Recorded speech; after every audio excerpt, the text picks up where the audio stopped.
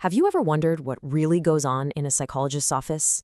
You know, we see it in the movies all the time. Someone on a couch, just talking. But behind that conversation, there's actually a powerful, highly structured tool that's absolutely central to psychological assessment. So today, we're going to pull back the curtain on the clinical interview.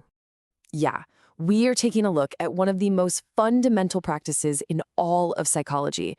And believe me, it is far, far more than just a simple chat. It's a really sophisticated process, and it's designed for one thing: deep understanding.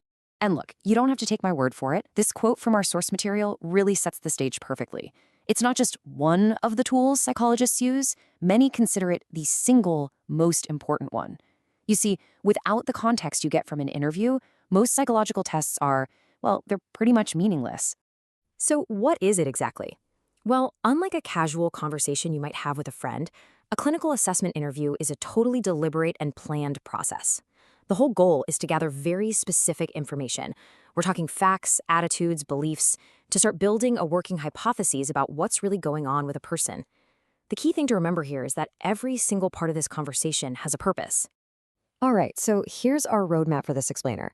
First, we're going to look at the essential skills that make up the psychologist's toolkit. Then we'll get into how these conversations are actually structured.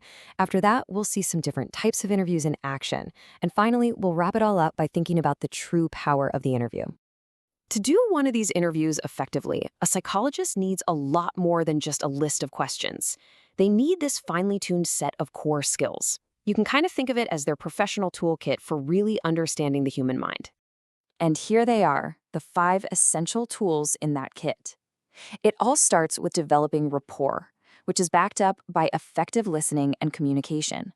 Then you've got this keen observation of behavior, and of course, the incredible skill of asking the right questions.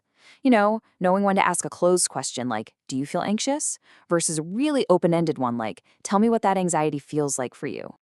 So let's talk about rapport. This is the absolute foundation. I mean, everything is built on this. It's that trusting, respectful, and just comfortable atmosphere that makes it possible for someone to share their deepest concerns, often for the very first time. Honestly, without good rapport, the interview just isn't going to work. Now, this slide really illustrates the power of observation. A psychologist isn't just listening to the words being said, they're observing everything else. So a person might say, "Oh yeah, I feel completely comfortable," but their body language, arms and legs crossed tightly, not making any eye contact, that tells a completely different story. It really shows that sometimes what isn't said is just as important as what is. Okay, now that we've seen the core skills, let's look at how these interviews are actually put together.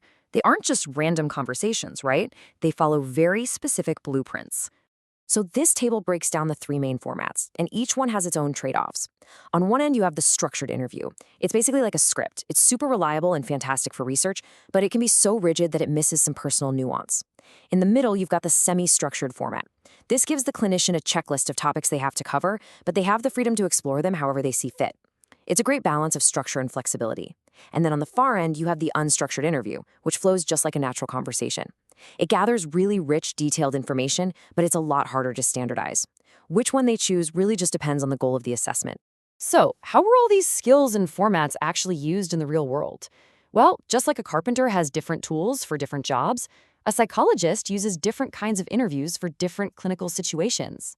Here are 3 of the most common types you'll see: the initial intake interview, the crisis interview, and the diagnostic interview. And let me tell you, each one has a very specific goal and requires a completely different approach. The intake interview is almost always the very first meeting. Think of it as a kind of needs assessment.